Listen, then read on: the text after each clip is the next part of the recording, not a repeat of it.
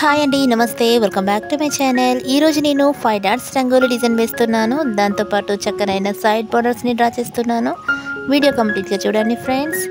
నేను వేసే ఇలాంటి ముగ్గు మీకు నచ్చినట్లయితే ప్లీజ్ కింద కామెంట్ సెక్షన్లో తప్పకుండా కామెంట్ చేయండి.